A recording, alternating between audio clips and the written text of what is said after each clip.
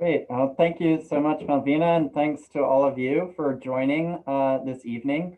It's really a great pleasure and great opportunity for me to be able to share this exhibition at the Chrysler that I served as a co-curator for, and we've been preparing and working on for the past 3 years. So it's really a significant project to come to life. My goal this evening is to maybe whet your appetite for an in-person visit. We are open with certain safety and social distancing measures in place. So if you're able, I would certainly extend a very warm invitation to come see the exhibition, and hopefully this will be your introduction and a bit of an overview of what you might expect to see when you come to the exhibition. So I'm going to go ahead and share my screen because I have a few slides to give a better idea of the content of the exhibition.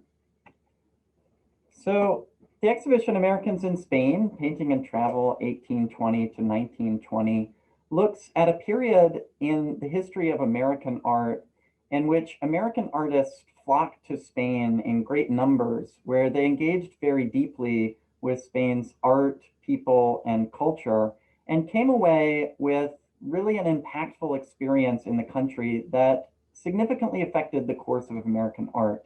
Really, America's most significant painters of certainly the late 19th century and early 20th century were all traveling to Spain and engaging very seriously with the country. These are figures like Mary Cassatt, Thomas Eakins, William Merritt Chase, John Singer Sargent. These are some of the biggest names in American art of this period, all of whom spent significant time in Spain. The exhibition is quite a large one. There's over 100 works of art in the exhibition that come from 53 different collections throughout the globe. So we're really pleased to be able to bring fantastic, wonderful works of art from Spain, from France, from England, and all over the United States to share with our community here in the Tidewater region. It's it was a big undertaking at any time, but certainly made even more so over the past year when everything is a little bit more challenging. But it's something that we're very proud of, the achievement to be able to pull off at this time, and hope that it might be some kind of ray of light or joy or delight in people's lives. So the exhibition begins with these two paintings, which perhaps might seem at first glance to be slightly unassuming works of art. They're a little maybe inscrutable and dark and hard to pick apart, but they're included at the very beginning because they introduce two of the key parallel themes of the exhibition. And those are the themes included in the subtitle, that's painting and travel. The work on the left is by a painter named William Merritt Chase, who was one of the leading figures of American art in the 19th and early 20th century, a really internationally famous artist who hosted students and really was a leader in the American art world. And he's the painter, the American painter who engaged most deeply and frequently with Spain. He traveled there 6 times in his life. And while there, he really had a profound and deep connection with one Spanish old master painter, a painter from the 17th century who worked in Spain named Diego Velasquez. And the impact of Velasquez's work will be seen throughout this exhibition, but in particular in Chase's work, and in particular in this painting as well. It's a portrait of his daughter, of his young 6-year-old daughter, who he's dressed up as a Spanish infanta, as the Spanish princess who appeared in many of Velasquez's court portraits of the Spanish royal family at the time. So he's made the contemporary American subject sort of a Spanish old master subject, but he's also evoked the style of Velasquez and the kind of loose painterly brushwork, which kind of floats and really appears on the canvas. It's a little hard to see in the digital image, but certainly you can see the really lush brushwork as you see the painting in person. And Velasquez was really, Chase really admired and deeply connected with Velasquez throughout his life, so much so that he actually named his daughter Helen Velasquez Chase. So I think that's some testament to the level of esteem and level of delight and interest that he took in Spanish painting.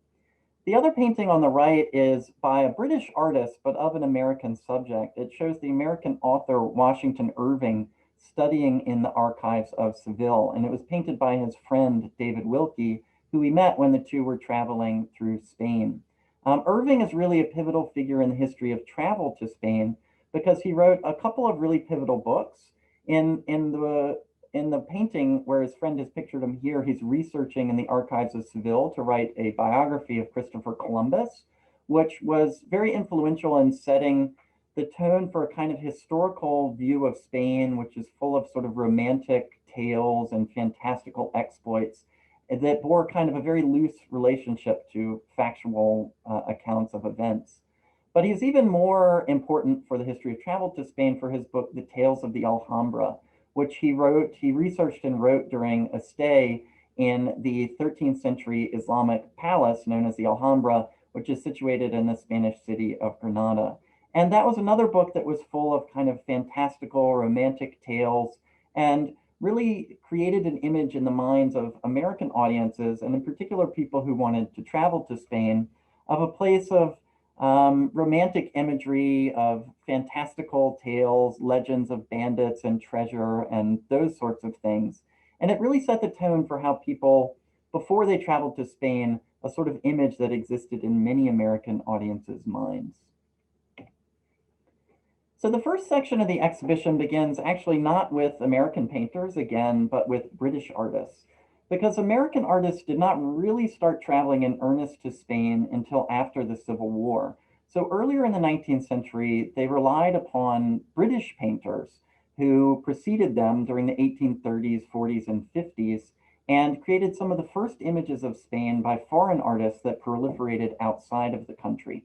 And one of the most important of these British painters was David Roberts, a Scottish artist who traveled to Spain in 1832 and 33 and really ventured throughout the country and was one of the first artists to record very directly the sites and the monuments that he saw. And so he had direct firsthand experience of the country that he brought back to the United Kingdom with him. And then he would kind of compile and edit and put all these images together in paintings like the one you see on the left, which is a representation of the fortress of Alhambra as it's situated in the city of Granada. And if you've been to Granada, it might seem like a strange image, or if you try to look at Google Earth or something like that, because Roberts has really reshuffled all of the scenery in Granada. He's taking his firsthand knowledge and the sketches that he created on the site, but he's improving upon the landscape to create this kind of perfectly composed picture of the scene that combines all of the elements that a traveler might want to see. So certainly there's the palace itself, which you see kind of in the middle distance to the right, the palace of the Alhambra, but also the impressive Sierra Nevada mountain range in the distance. Now, if you took this view from this angle, the mountain range is out of view. It's off to your right. So he's shifted whole mountains just to kind of improve upon the picture.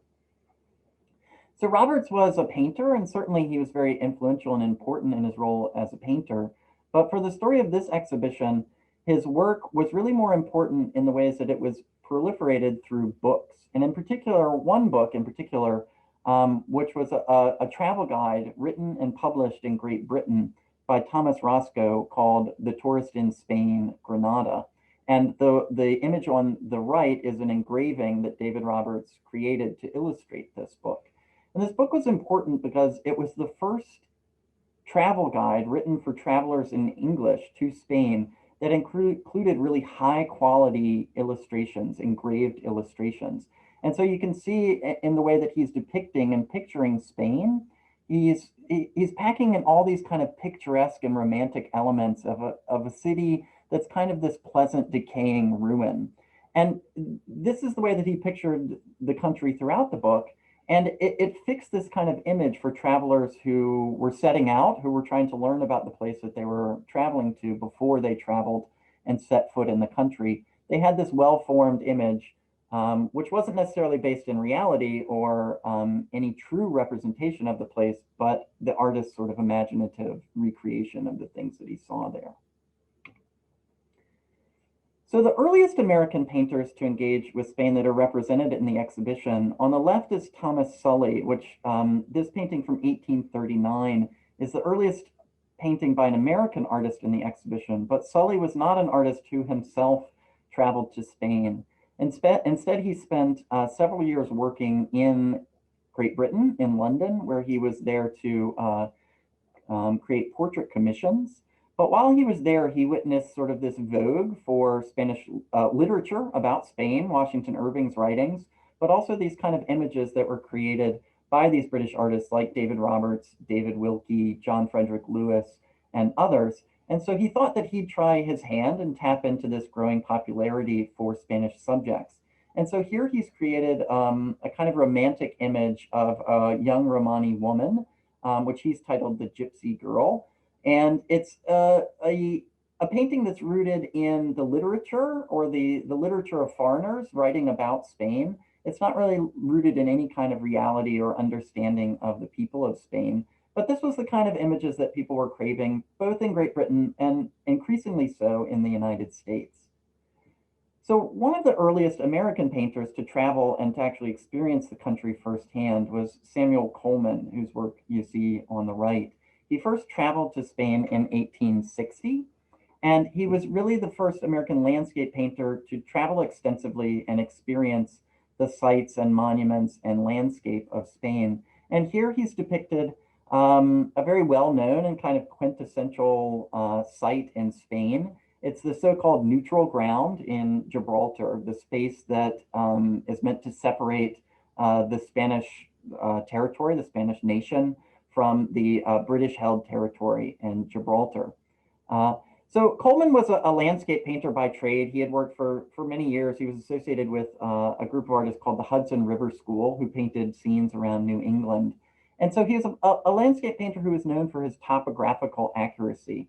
And so when he sent his paintings of Spain back to the United States, they were really wildly popular, that people could not get enough of these images of this place that they'd read about and heard quite a bit about, but had not seen kind of these firsthand representations of the country. But even though Coleman, he kind of tread his reputation on being an artist steeped in accuracy and naturalism or realism, he himself couldn't resist the temptation to kind of improve upon the landscape. And so some features, like the geologic features, hew quite closely to reality. He also kind of populates it with these kind of romantic images of caravans and this kind of Islamic-inspired building here in the middle distance, which wasn't a building that necessarily existed at the time. It certainly doesn't exist today, but a style of architecture that people associated with Spain. So something to really set off that this was a different kind of place, something that people hadn't seen before. So as American artists started to travel more frequently and in greater numbers in the 1870s and 1880s and beyond, the first and foremost attraction for almost every American painter who went to Spain was the Prado Museum located in Madrid. It was the first stop for many, and many painters actually didn't even make it beyond the Prado. That was their primary reason for traveling to Spain. And the reason that so many people flocked and made pilgrimages to this museum in particular was because throughout the world, it was the premier place to study painting from Spain's so-called golden age of art. That is, the paintings created in the 17th century for the Habsburg royal court. And the collections there at the Prado Museum, they're based in these royal collections. The museum was nationalized and opened to the public in 1819. And after the 1860s, as people could travel to the country more easily, it really became a must-see destination for artists who were interested in modern styles and studying the work of the Spanish Old Masters.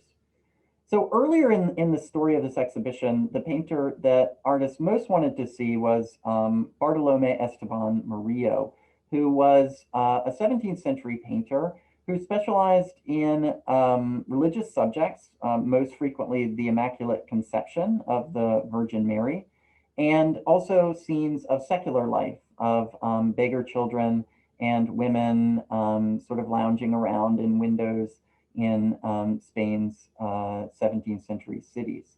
But eventually he was eclipsed by one painter in particular who came to dominate interest in Spanish painting, and that was Diego Velasquez, who we'll examine a little bit more in depth. But you see an example of kind of a quintessential example of his portrait style He was known for his kind of intense realism, that his subjects were shown in a very natural and unidealized kind of way, but also the sort of rich painterly effects that he was able to achieve through this kind of technical bravado. So when artists would travel to the Prado, they would spend time studying in the galleries and they would make copies after the paintings that they saw there. And in the exhibition, we include a number of these copies that American artists created, like Robert Henry on the left, who copied this portrait. It's almost exactly the scale of the original, which is life size, so it's about 10 feet tall.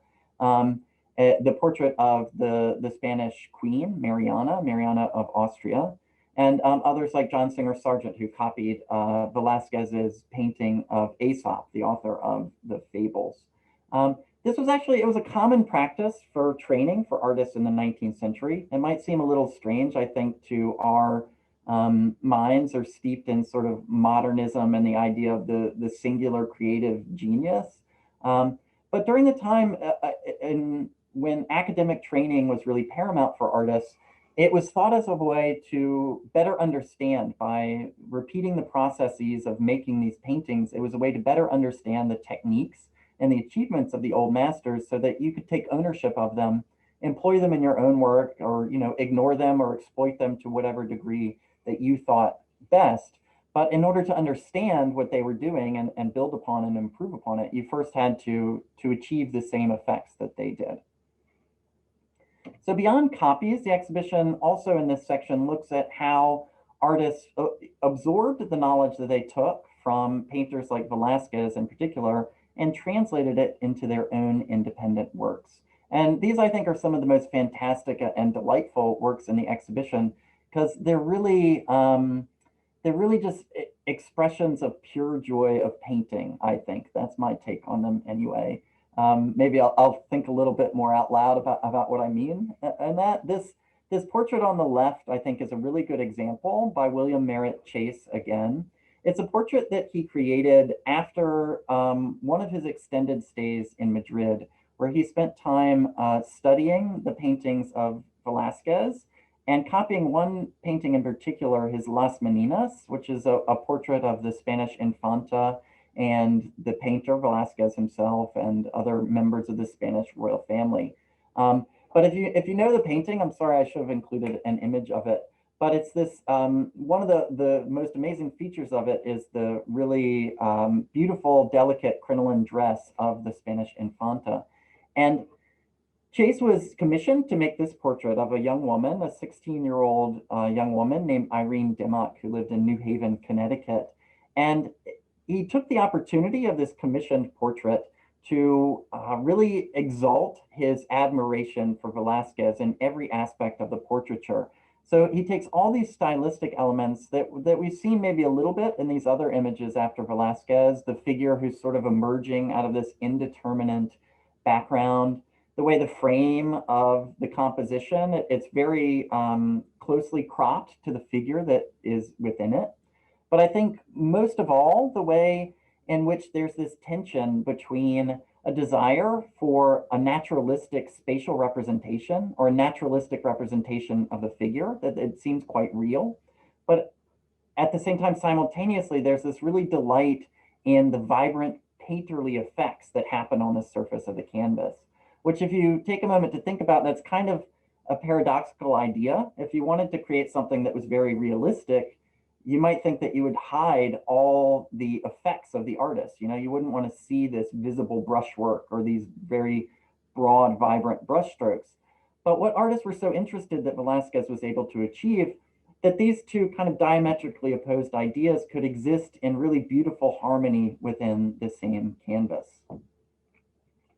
I'm going to skip over Frederick McMonnies. I'm sorry, just in the interest of time.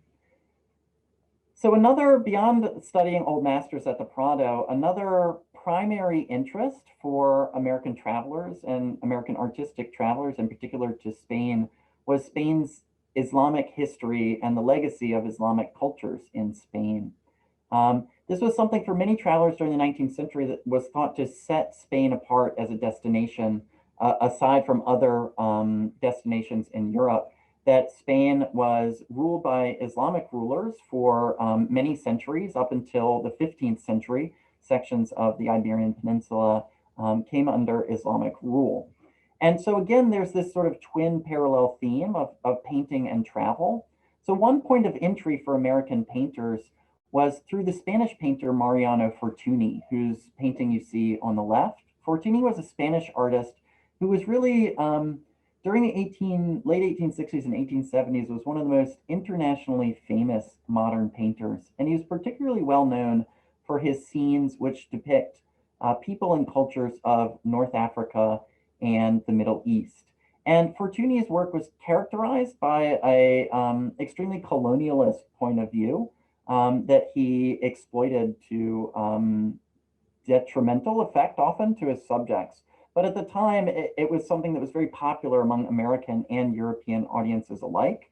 And painters like William Merritt Chase, who, when he created this work on the right, is a student in Munich. He's studying at the Fine Art Academy of Munich. But because of his style of painting, he becomes compared quite favorably with Mariano Fortuny. And so he begins to incorporate some of his subject matter in his own work. So on the right, it's a work that he titled Moorish Warrior, which shows a man in a concocted scene with these kind of objects that Chase has assembled from all over, but meant to evoke a kind of indeterminate North African or Middle Eastern space. But it's really a kind of a figment of the artist's own imagination or his own concoction, but something that he becomes interested in because of these associations with the Spanish painter, that he eventually becomes so compelling to him that he feels that he needs to follow these sort of connections to Spain and see the country himself. So artists also traveled to see Spain's Islamic monuments and the architectural remnants of the Islamic cultures that prospered in Spain for many centuries.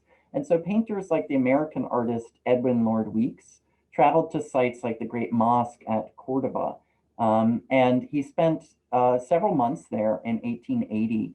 And he was an artist who had a very architectural and kind of archaeological mind. And so he made very intricate and detailed studies of the architecture here in this really monumental, fantastically preserved example of medieval Islamic architecture.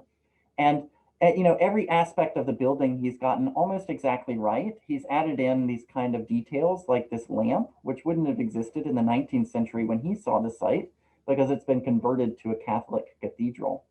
So while he has a great interest in the site and the architecture of the space and depicts them quite accurately, he concocts this scene of the worshipers within the space that's completely imagined and fabricated and has really no basis in any kind of reality or connection to cultural practices of Islam. When it was first exhibited, the reviewers described the scene, which is a description they may have taken from Weeks himself, as a scene of an imam calling the followers to holy war. And the kind of setup or this idea is completely preposterous to anyone at the time and anyone still who would have a working knowledge of Islamic cultural practices. But those sort of issues didn't necessarily concern Weeks or his primary art-going audience at the time. So again, there's this kind of tension between, on the one hand, Spain's Islamic history and the monuments of Spain's Islamic cultures are a great draw to American audiences who want to study them and learn about the sites. But there's no real desire to understand the lived experience of the people who might have inhabited those spaces and used those spaces in their daily life or cultural practices. So other sites within Spain also were a draw because of their connection to Spain's Islamic history, but also the kind of complicated legacies that happened after the Reconquista or the after Spain's Islamic people were expelled from the country in the 15th century. And this painting by John Singer Sargent explores that idea. It's a site located in Granada. It's a house, the courtyard of a house called the Casa de Chapis, which was a 16th century house that was constructed in a style of architecture called Mudehar architecture, which was a sort of Islamic revival style in the 16th century. So about 100 years after the last Islamic people had been expelled from Spain, there's this kind of revival of an interest in Islamic styles in the architecture. But by the time people were traveling there in the 19th and early 20th century, it was sort of held up as the attraction for people who were going to see it was that it was a picturesque ruin, not that it was a high style of achievements in architecture, but it had these kind of, beautiful dilapidation about it. And that's the way that Sargent has kind of depicted it here, adding in these sort of, slightly comical details of these donkeys who are inhabiting the front space of this maybe perhaps seemingly once grand space. So artists who traveled to Spain, beyond its architecture and its art, they also engaged in different ways with the people that they encountered in Spain. And one of the most, I think, fascinating or interesting stories within the exhibition is that of Mary Cassatt and her engagement with Spain. Cassatt traveled to Spain on her own in the winter of 1872 to 73. She was a relatively young artist who was still trying to find her footing. She certainly hadn't grown into sort of the towering figure of Impressionism that we know her today. She had really only exhibited a few paintings up to that point. She had been traveling in Italy on a commission to make copies of old master paintings in Italy to send back to Pittsburgh.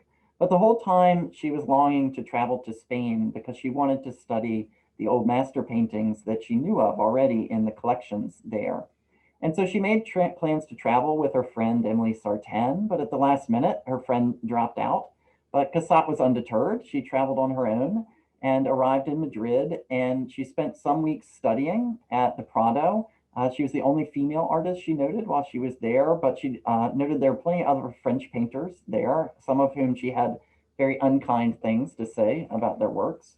But eventually she moved on to Seville, where she spent several months establishing a studio in another 16th century building there. And she created a number of figure paintings based upon models, local civilian models who came to pose for her. And we include 3 of these paintings. There's about 6 that are known to still survive. And we include 3 of these in the exhibition. And they show, I think, really interesting things about the point at which Cassatt was in her career and how she began to develop and come into her own as an artist. I think certainly they show the ways in which she's engaging with Spanish Old Master painting. This idea of the tension, I think, between a realism, but also the painterly effects upon the surface of the canvas, the really loose, built-up brushwork that you can see, I think, in particular in the work on the right, the offering the pnal to the bullfighter. But also the kind of tension that exists between the figures is something that perhaps she's learning or studying from Spanish Old Master painters like Francisco de Goya, who is one that we didn't look at today, but another major figure of Spanish painting. And she's also drawing upon, a more confident place within the art world that she's becoming to inhabit as a mature artist. So she immerses herself and kind of enmeshes herself in the art scene within Seville there. She has a guide named Roman Barrera, who's an artist, a sort of middling second-tier artist, but someone who acts as her kind of artistic guide to the city.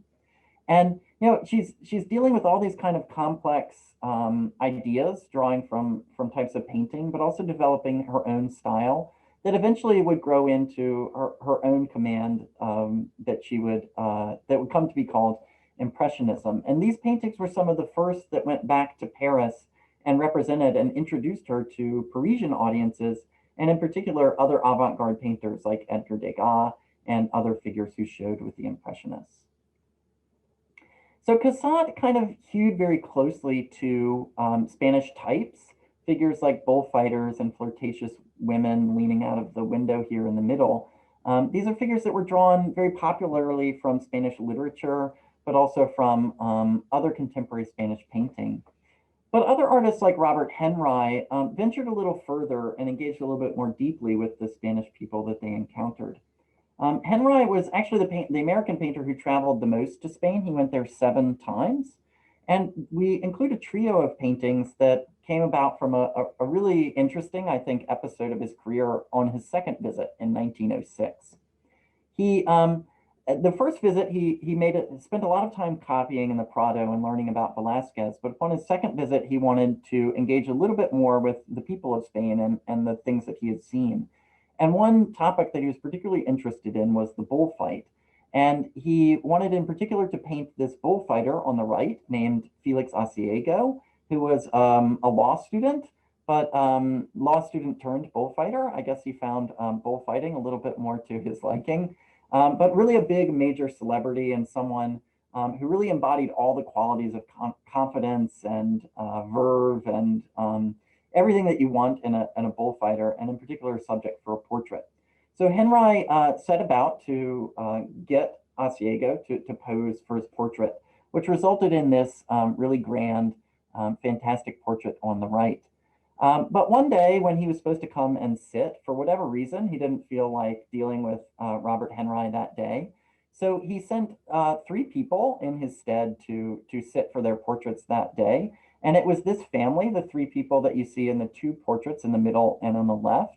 And it was a family of Romani street performers who lived in Madrid and made their living performing music and dancing for passersby. And he painted both of them. The man on the left is named Ramon, and the woman is Maria, and their son Consuelo. And this was really the first time that an American artist had treated subjects like this in such a monumental and really dignified and sympathetic way. There, if you go into the gallery, I don't think you can see it over my shoulder in this image, but they're full-size, life-size portraits. And they're really grand monumental images that draw their example from artists like Velasquez and his grand manner court portraits of the Spanish royal family. And certainly he hasn't idealized the figures. You know, he hasn't gussied them up or made them seem more attractive necessarily than they are. But he's treated them in a dignified and extremely sympathetic way. And this wasn't a way that American audiences had really seen figures like these depicted before. If you remember back to an earlier slide that we looked at of Thomas Sully and his image of a young Romani woman who's really just a romantic trope, a kind of fictionalized character, these are real people with real engagement with the artist. And in particular, the painting in the middle was one that Henry remarked that was one of his best up to that point. He called it a true portrait. So other American artists, they began to engage with Spanish subjects outside of Spain as well. And in particular, we have a pair of portraits that illustrate this idea, I think, quite dazzlingly and quite interestingly. They're 2 portraits of the same person. Her name was Carmen Daze Moreno. She was better known by her stage name, which was La Carmencita. She was a performer who, another internationally famous Spanish performer, who toured throughout the United States, where Sargent saw that she was performing on vaudeville and later kind of more respectable theaters, and arranged for her to do a private performance for his patron and friend, Isabella Stewart Gardner. And Sargent, his own studio, couldn't kind of accommodate the revelry in the crowd that he expected, so he turned to his friend, William Merritt Chase, who had a very famous and commodious studio, I guess, and arranged for a private performance to be had there. And the performance got kind of mixed reviews. Some people said that it was quite wonderful, but later on there were stories in the tabloids that it was really a salacious and tawdry kind of affair that scandalized all the respectable women like Isabella Stewart Gardner who were in attendance. But in any event, it resulted in these 2 fantastic portraits that were created in 1890, shortly thereafter the performance. And they're both displayed side by side in the exhibition. They're both created around the same time, but it's not really clear if either painter knew precisely that the other was working on the portrait. So the final sections of the exhibition, or the later sections of the exhibition, look at the experience of tourists and artistic tourists who traveled to Spain and some of the sights and features of Spain's landscape and the country that attracted their attention. And one of these sections looks in particular at a topic that was of great interest to American tourists, which might seem a little strange to us today, but that's Spanish labor and industry.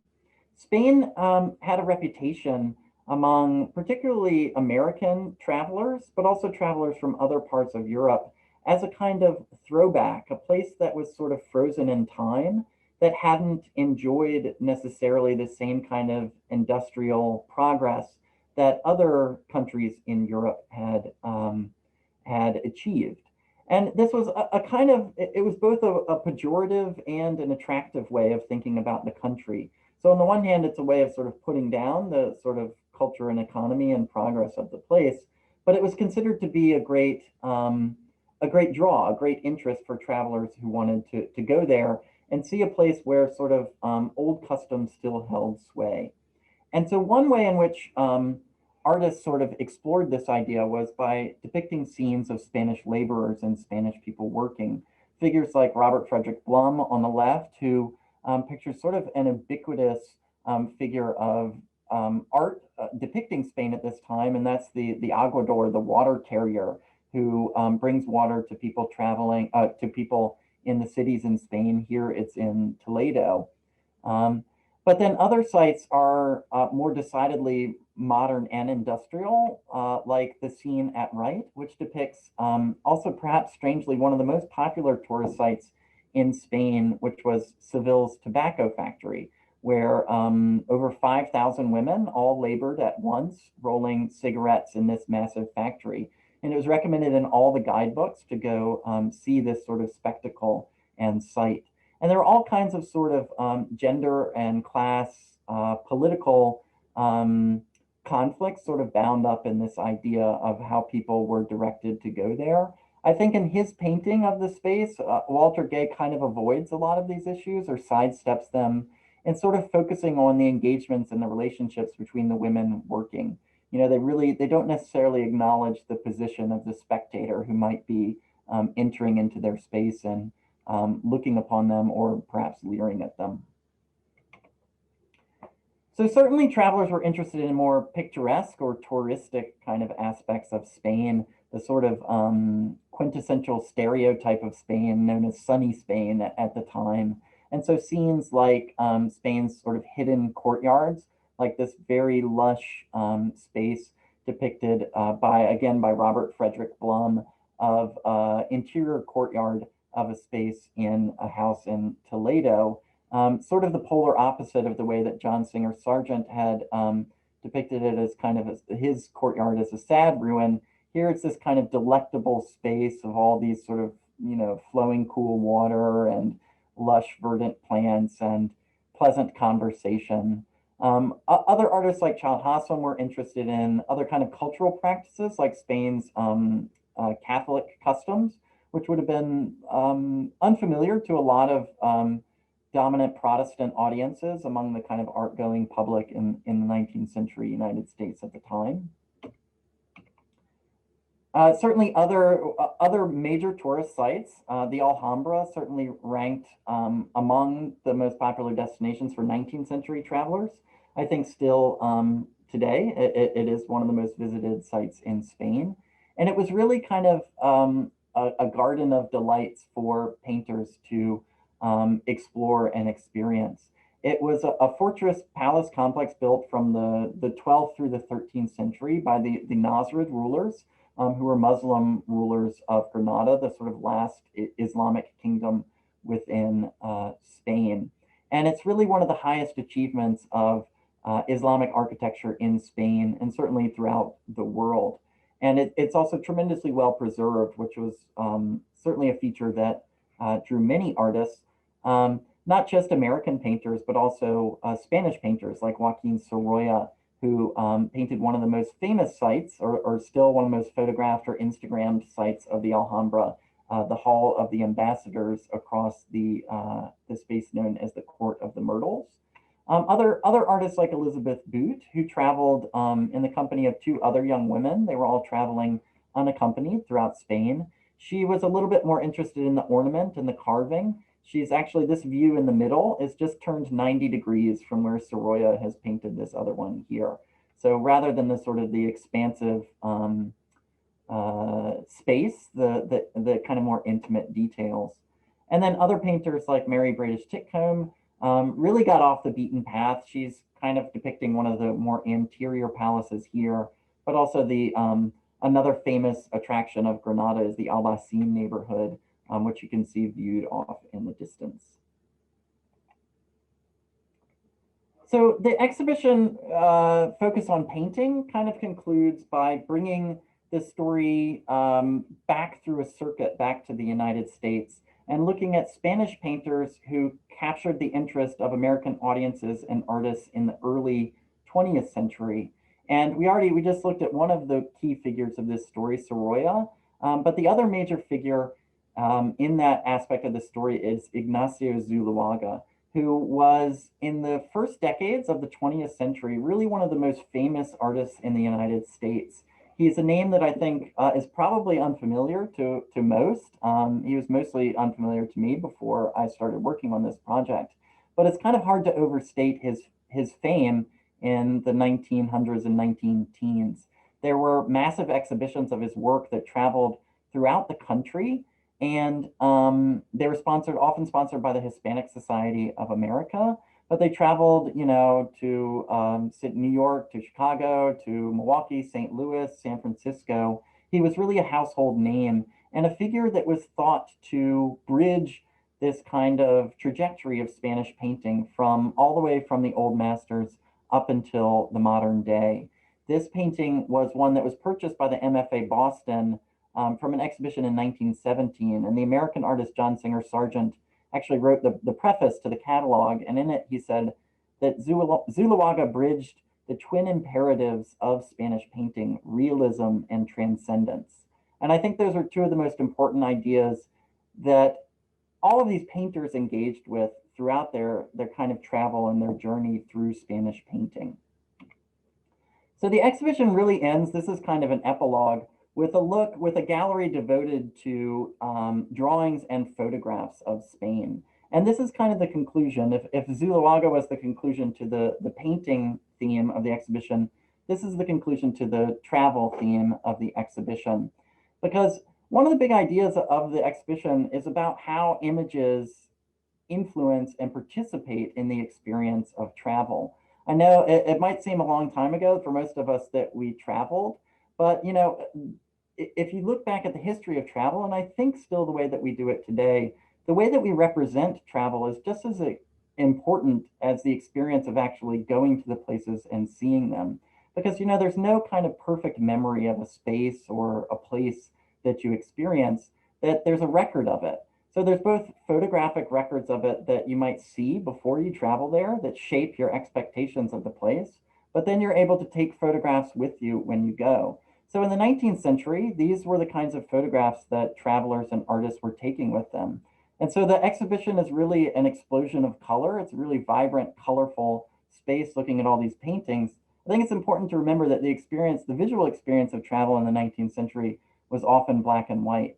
I think now it's all very, it's often on your little phone. It's about 3 inches wide, and maybe it's all through Instagram. But this idea of the way that images influence and participate in the way that we travel, images that include art, but also popular culture and popular imagery as well, I think is really central and important to this story. And I hope one that, I don't know, connects with our current lives, as I think, we're all beginning to think, hopefully, maybe about a time where we might be venturing a little further in the future. So that's my very quick run through of the exhibition. I hope, I tried to cover the whole exhibition. You can see that there's a lot. We looked at a very small fraction of the works in the show. So there's a lot to see. So I hope that you'll be able to come and see in person or spend a little bit more time. If you go to the Chrysler's website, there's a virtual tour of the exhibition as well, so you can get an idea before you come. So I think we have a little bit more time, so I'm happy to take questions if there are any. Thank you so much, Corey. That was fantastic. Just to kind of reiterate what David was saying, that was absolutely wonderful. Could you tell us how long the exhibition will be open? Yeah, so it's up through May 16th at the Chrysler, and then it's traveling to the Milwaukee Art Museum after that. So it's probably a lot easier to get here than Milwaukee, but if by chance you're out there watching near Milwaukee, it's coming your way, and it opens there June 11th. Perfect. So we did have one question from Neil Rose, and he says, how does the museum come up with the money to curate an exhibit like this? Sure. So a lot of different ways. I would say the most important source for us to be able to realize projects like this is support of our members. That's one of the biggest sources of support for the exhibition. So our members help bring projects like this alive, but also for exhibitions, this exhibition in particular, we received a lot of grant support from agencies, from government and nonprofit agencies. So the exhibition is supported by the National Endowment for the Humanities, by the Henry Luce Foundation, the Wyeth Foundation. It's supported by an indemnity from the Federal Council on Arts and Humanities. It's sponsored by a number of individuals who supported the project, and it's sponsored at the Chrysler by Dollar Tree. Oh, wow. So David Guy's question says, he says, what a terrific exhibition, and thank you. So he said his question is, were there any paintings that you would have liked to include, which were not available to you, and which ones were those? And then he had a little observation about Consuelo being a female name. So is it possible that Maria and Consuelo might have been her and a daughter and not a son?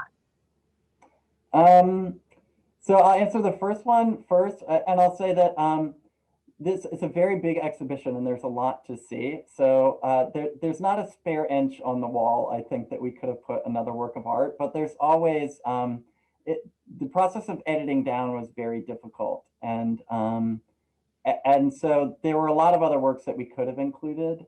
There's some other great works that Mary Cassatt created there, and so it would be very nice to include that grouping. But there's all kinds of reasons. There's a lot of logistical challenges that come up, and I'll say that a lot of people very generously parted with great treasures, museums and individuals, and we're very appreciative of also not just loaning them, which happens all the time in the museum world, but loaning them during this time was a particularly challenge that required a lot of improvisation that people very generously worked with us. And as for Consuelo, I've always heard it described in the scholarship as a son, and I think there's a photograph, but I don't know that that would necessarily help you determine all that well for a baby. But I believe that Henry writes in his letters the woman and Maria and her son. So I'll have to look a little bit more into that. I could be totally mistaken, but I've always read it as the son. The next question, how long did it take to put this together from idea to actually having the pictures up on the wall? Yeah, so there's a couple different answers for me. I started at the Chrysler in October 2017, and I started working on this the second week I was here. And it began for me with a conversation with my co-curator, Brandon Rood, at the Milwaukee Art Museum. And it really arose out of that collaboration. He had been thinking about this idea in a number of different ways, working with some colleagues at institutions in Milwaukee. And so it really began to take shape then. So it's been since 2017. There's kind of so projects, that's sort of typical for a project like this. There's kind of a 1 to 2 year period, which is sort of like, simmering on the back burner where the ideas are all coming together. And then there's maybe another 6 to 9 months where you set everything up, and then there's very frenzied last few months at the end where the pieces all come together. We're still taking questions. You have a lot of responses about how wonderful and informative the entire presentation was. I know personally, I was not expecting even your slides to be as vibrant and detailed and intricate. Like you can almost see the brush strokes, something that you want to see when you're in front of the paintings, but it honestly kind of transformed and translated through your slides. So thank you so much. Oh, good. Well, thank you. I will say that we have very good images, but it's very much a show about painting. And it's up to the middle of May. And so if you're able, if you're comfortable, I understand people might not be comfortable, but we also do, we take great measures here to keep people safe and socially distanced, that the space is capacity controlled so it doesn't get too crowded in there. It's a show that I think really rewards looking very closely at the paintings themselves.